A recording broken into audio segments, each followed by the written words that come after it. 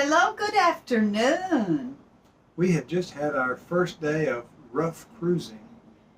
We left Southport, North Carolina. We delayed our trip one day because we had to leave at 6 in the morning in order to arrive at our next stop during Slack tide. We're coming to Cape Fear Marina. We're taking a side trip into Wilmington because that's where Kay was born, and a lot of history here she wanted to see, so that's why we came here.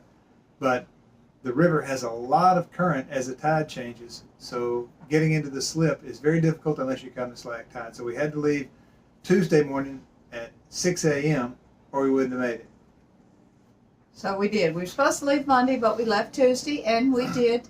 And we went through the opening or the inlet of Cape Fear River, and we saw the ocean, and we saw lots of big waves. It was very windy. It was not expected to be that windy. It turned out to be much windier. We're sitting in the helm, and we've never had an issue.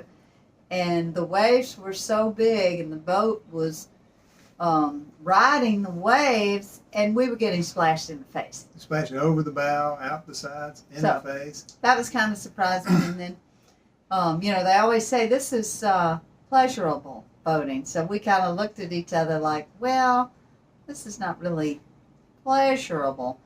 But it didn't last too terribly long, and we managed. So. Once we got into the river itself and out of the wide part, it calmed down a lot. Oh, yeah. Once we got into the river. We came by the port of Wilmington. Lots of big ships loading and unloading, containers stacked everywhere. Yeah, that was really cool. And one of the big stacks was wood shipping. I don't know whether I guess it's pulpwood for making paper. Or something. But it smelled so good. You could just smell the fresh chipped wood. And it was pretty neat to be right beside those big container ships and go through the port.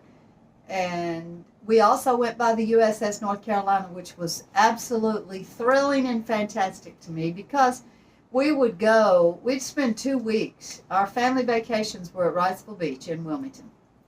We'd spend 2 weeks here. And when I was a child, they had a show at the USS North Carolina, and it was a reenactment of the war. They had a light show, they had sound shows, so it was quite impressive.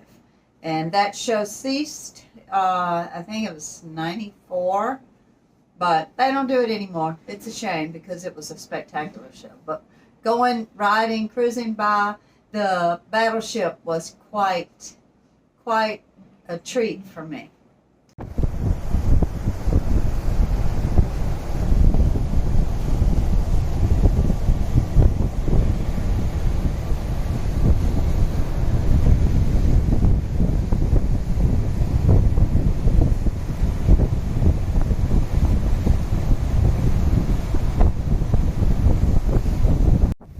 There's the Cape Hatteras.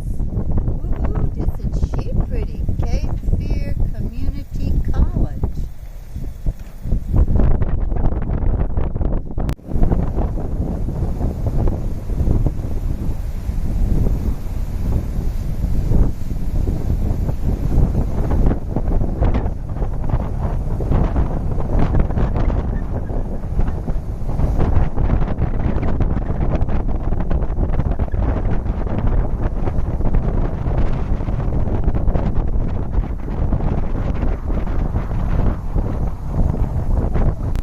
Then we arrived here at the marina, and Bruce and his son Joshua were here. They caught our lines and helped us tie up. Surprisingly, it went very well. I spun it around and backed it right in the slip with no issues. And the reason we came here is because this is where Bruce's boat is docked. And he's going to be starting the loop also in about a week or two. So we were excited. We had met him at a rendezvous, and we were excited to come here and stay. And we met his son Joshua. Like Martin said, he caught our lines, so thank goodness they were here for that, because that makes a difference when someone's standing on the dock waiting to catch your line. So we've had a great time. They spent the day with us. So our plan now is we're going to go and visit downtown Wilmington and see a lot of the sites that she grew up with and learn about that. Yes. So stay tuned. See ya. Well, hello again. We wanted to get you updated. After we docked here in Wilmington, North Carolina, Bruce and Joshua took us in their dinghy to the Riverwalk in downtown Wilmington. We went to the Marina Grill. They bought us lunch. It was very good. Some wonderful fish tacos. And then we walked around the Riverwalk, and the downtown Wilmington has been Historic district. Historic district of Wilmington. And we went to an ice cream shop, and then after that we made it to the Atlantic Coastline Railroad Museum. And that was fascinating. They had lots of displays. They had model trains. They had memorabilia. And since Kay's dad spent his whole life working for ACL and the companies that became after ACL, it was very interesting. She got to see a lot of history from her dad's company. So that won't mean anything to anybody, but however, Patty and Charlie and all the other people, the Atlantic Coastline Railroad relocated their corporate office to Jacksonville, Florida in 1960, and that's when Dad was transferred to Jacksonville.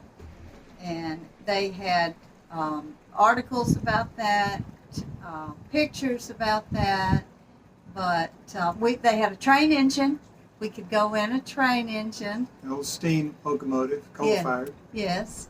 And the coolest thing is when we went in there was also a dove who had a nest, and she was on her babies. So we got a bonus.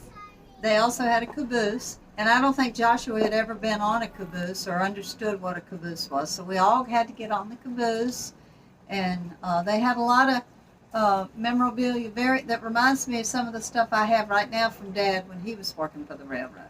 So that was just a spectacular time.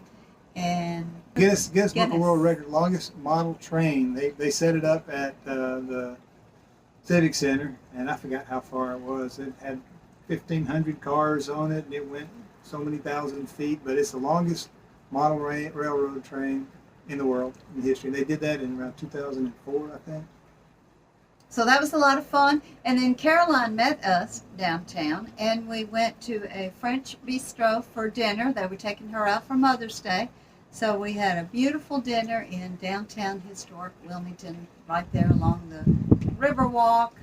I just wish Mother and Dad and Mama and Papa and everybody was here to see what they've done with Wilmington. Sunday morning, we started our morning by going to St. Mary's Basilica. That is the Catholic Church in downtown Wilmington. We've spent many masses in downtown Wilmington since this is where Mother and Dad grew up and were born. Now it's a basilica, and it was very, very special and emotional being there because my great-grandparents were married in that church. Mama and Papa were married in that church, and Mother and Dad were married in that church. And you were baptized in that church. And I was baptized in that church, and I think Bill was baptized in that church. It was just a magnificent ceremony, and of course we talked to some of the people in the church, and we talked to the priest after Mass and told him the history that we have.